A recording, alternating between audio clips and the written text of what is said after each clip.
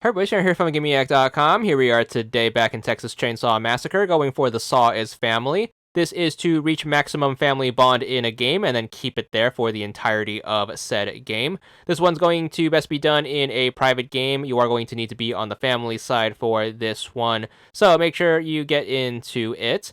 You are going to basically need to reach maximum family bond, which is going to be what Grandpa's levels are going to be called. So that's going to involve you needing to gather blood. So make sure you look for those blood buckets as well as any survivors you can hit, and then make sure you try to gather up as much blood as you can carry, and then make sure you bring those over to Grandpa. If you are playing as Leatherface for this, you are going to need to make sure that Grandpa wakes up, so make sure you have the victims wake up Grandpa by making a ton of noise, which is going to allow you to unlock the basement door, giving you access to the surface. Once you are up there, make sure you try to look for Grandpa, and then make sure you start feeding him blood in order to level him up. Now, during this whole process, even though attacking the victims is going to be a better source of gathering blood, do keep in mind we are going to need it to keep the game going up to the point where we do have Grandpa hit max level. So if you are playing super duper aggressively, make sure you tone it down a bit, as you are going to need to have at least one victim still alive so the game keeps going. So make sure you do keep that in mind if you are getting early kills.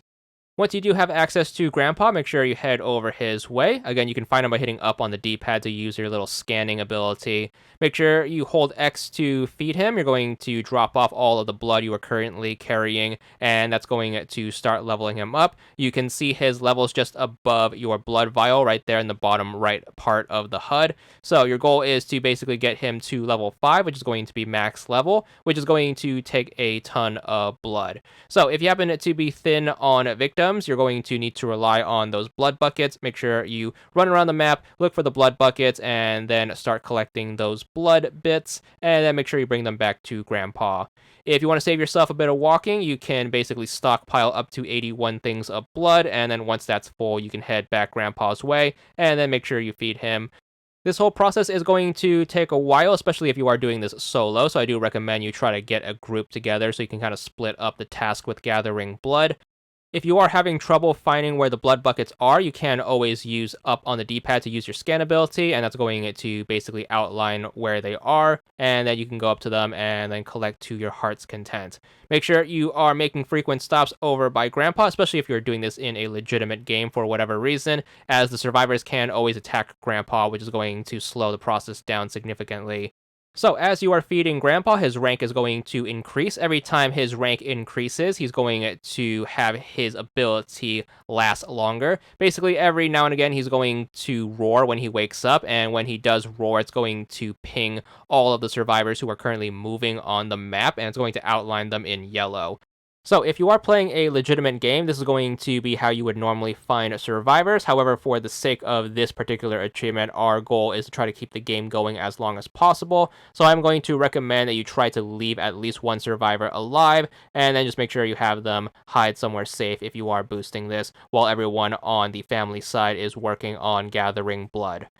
Now, I am going to recommend you try to open up the map as much as possible, so try to get those locked doors open so you don't have anything impeding you. If you are doing this with a group, you can try to split up the task. You can have one person in the basement, one person in the main building, and then one person in the outdoorsy bits, and you should be able to get this done quicker rather than usual. Thankfully, the blood buckets are going to regenerate over time. Each blood bucket is going to take about 2 to 4 minutes or so to refill, so make sure you try to establish a loop where you are getting blood buckets to refill as you come back to them, and you should be able to get the most out of any one particular route.